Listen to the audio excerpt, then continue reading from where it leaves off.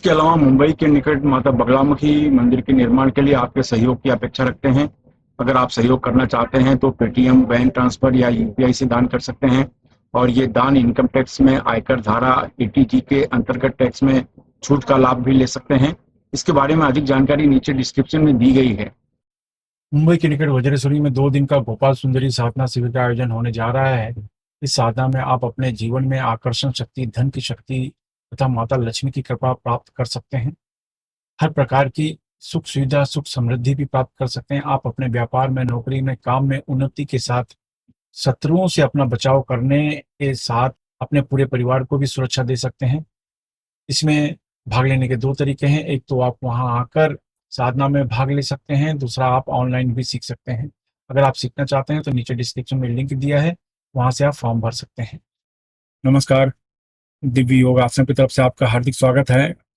आज हम गौरी चालीसा की चर्चा करेंगे, यानी पार्वती चालीसा या गौरी चालीसा कहते हैं। इनका प्रयोग श्रावण महीने में सबसे शुभ माना जाता है।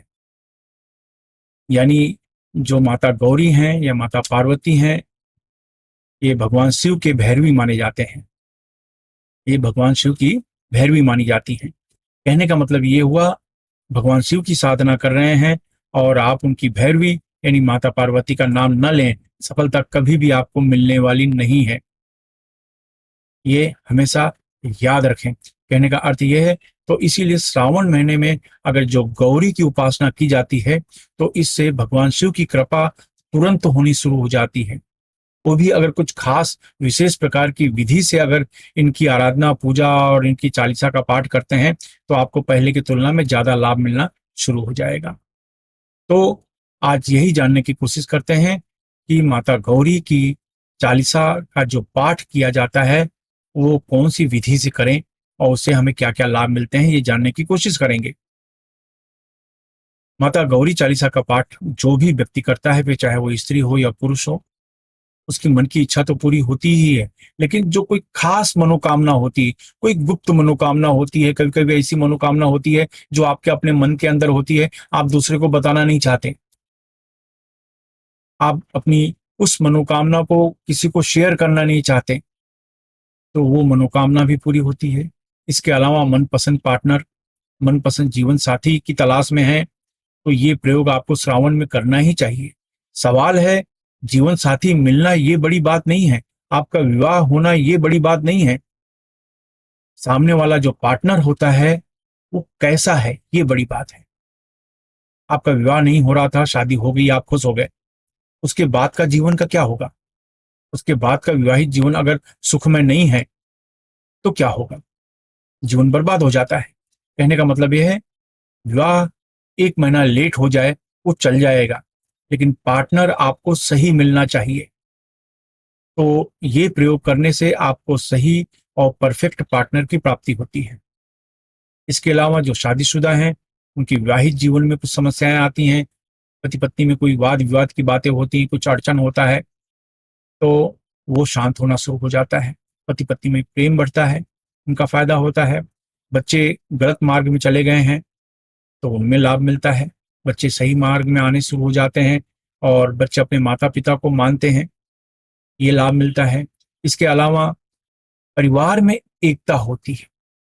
परिवार आपका बिखर गया है विवादों की वजह से, समस्याओं की वजह से, धन की वजह से, प्रॉपर्टी की वजह से या और किसी भी कारण से, तो बिखरा हुआ परिवार बहुत कमजोर माना जाता है। तो जब परिवार एक होता है तो उसकी शक्ति भी एक होती है, ये हमेशा याद रखें।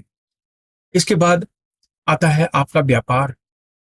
व्यापार अगर सही ढंग से चल रहा है तो आपका पारिवारिक जीवन भी सुखमय रहता है। व्यापार सही ढंग से नहीं चल रहा है तो आपका पारिवारिक जीवन भी दुखमय हो जाता है। कि चाहे आप नौकरी कर रहे हो, व्यापार कर रहे हो, कोई उद्योग धंधा कर रहे हो, दुकान चला रहे हो, अगर ये सही ढंग से चल रहा है तभी आपका पारिवारिक जीवन सुखमय होता है। माता गौरी की उपासना करने से ये इच्छाएं आपकी पूरी होती हैं, यानी बहुत से कामों में आपको फायदा मिलता है। माता गौरी की किसी भी मंगलवार को उपासना की जा सकती है, कोई बड़ी बात नहीं है, लेकिन अगर श्रावण महीने में करें, भगवान शिव के दिनों में अगर करते हैं तो सोने पे सुहागा, आपको 10 गुना ज्यादा लाभ मिलेगा। आइए जानते हैं इनका अभ्यास कैसे करें। ढीले ढाले वस्त्र पहनकर शांत कमरे में बैठ जाएं। जमीन पर नहीं बैठ सकते हैं तो किसी कुर्सी पर या सोफे पर शांत होकर बैठ जाएं। अपने सामने छोटी सी चुनरी ले लें, जो दुकान पर मिल जाएगी। माता की चुनरी अलग अलग कलर की होती है, चमकीले कलर की होती हैं। तो एक छोटा सा कपड़ा आप ले लें, स्टील की थाली में आप वो कपड़ा रखें, उसके ऊपर एक रुद्राक्ष रखें 5 मुखी का। 5 मुखी रुद्राक्ष बहुत आसानी से उपलब्ध है, हर जगह उपलब्ध है। मतलब ऐसा नहीं है कि आपको ये मिलने वाला नहीं है, तो ये आसानी से मिल जाता है। तो 5 मुखी रुद्राक्ष, 6 मुखी, 8 मुखी, 12 मुखी ये जल्दी नहीं मिलते, लेकिन 5 मुखी रुद्राक्ष आपको आसानी से मिल जाता है। तो 5 मुखी रुद्राक्ष का एक दाना आप वहां पर रख दो, उस चुनरी में रख दो बस। और रखने के बाद सेम तरीके से योनि मुद्रा लगाओ। ये देख लीजिए, इस तरीके से योनि मुद्रा लगाओ और ये मुद्रा लगा के आगे चक्रों पर ध्यान देते हुए 10 बार आप प्राणायाम करो। यानी जितने देर तक हो सके रोक के रखो, फिर धीरे से छोड़ो, फिर जोर से खींचो, जितनी देर तक हो सके रोक के रखो, फिर धीरे से छोड़ो। इस तरीके से आपको 10 बार प्राणायाम करना है। ये प्राणायाम करने के बाद, यही मुद्रा लगाने के बाद खास तरीके का मंत्र cream cream cream cream cream cream cream cream, ये क्रीम बीज मंत्र है। क्रीम बीज मंत्र आपको 1 मिनट तक जपना है।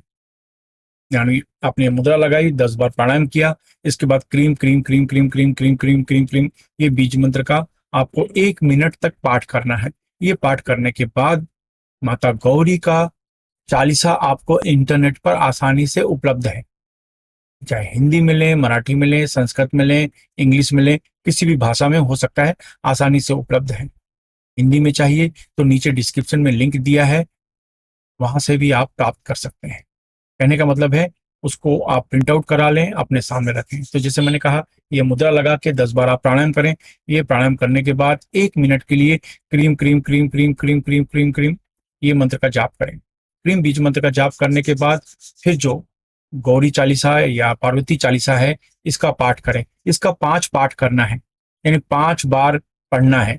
इस पाठ को 5 बार पढ़ने के बाद फिर 1 मिनट के लिए फिर से cream cream cream cream cream cream cream cream cream मंत्र का जाप कर लें। इस तरीके से ये करने के बाद किसी को फल या भोजन का आप दान कर दें, आपका अभ्यास समाप्त हो गया। ये जो रुद्राक्ष है, ये वही लाल कपड़े में बांध के आप अपने घर में रखो, आप अपने तिजोरी में रखो, अपने अलमारी में रखो, अपने गले में रखो, अपने ऑफिस में रखो, जहां आपकी इच्छा है वहां रखो। बस उसको एक बार बांध लिया, फिर खोलने की जरूरत नहीं है, बस पड़ा रहे। जब भी आप माता गौरी की पूजा करने जा रहे हैं तो वही रुद्राक्ष को बिना खोले अपने सामने रख के कोई पूजा, व्रत, उपवास कर सकते हैं। तो ये अब सवाल आता है कि माता गौरी की उपासना में क्रीम बीज मंत्र क्यों? क्रीम महाकाली बीज मंत्र माना जाता है। और महाकाली के जो भैरव माने जाते हैं, महाकाल माने जाते हैं भगवान शिव का सबसे सबसे उग्र रूप महाकाल, यानी महाकाली के जो भैरव हैं महाकाल माने जाते हैं, भगवान शिव का उग्र रूप। तो ये जितनी भी तामसिक प्रकार की ऊर्जाएं होती हैं उनसे शांत हो जाते हैं। तो कहने का मतलब है कि ये मंत्र के साथ जब आप भगवान शिव की उपासना करते हो तो भगवान शिव जल्दी प्रसन्न हो जाते हैं। वो भी श्रावण में जब ये मंत्र किया जाता है तो वैसे भी जो इनके उपासक होते हैं माता गौरी के, उनके ऊपर भगवान शिव की कृपा हमेशा बनी रहती है। तो ये आप उपाय करें, ये किसी भी मंगलवार के दिन करें, श्रावण में किसी भी दिन करें। श्रावण के सोमवार तो लोग करते ही हैं, श्रावण के 1 महीने में किसी भी दिन कर सकते हैं। आप चाहिए तो रोज करें 1 महीना तक तो भी चलेगा, लेकिन आप किसी भी दिन कर सकते हैं, या 4 सोमवार श्रावण के 4 सोमवार करें तो भी चल जाएगा। तो इस तरीके से आप कर सकते हैं।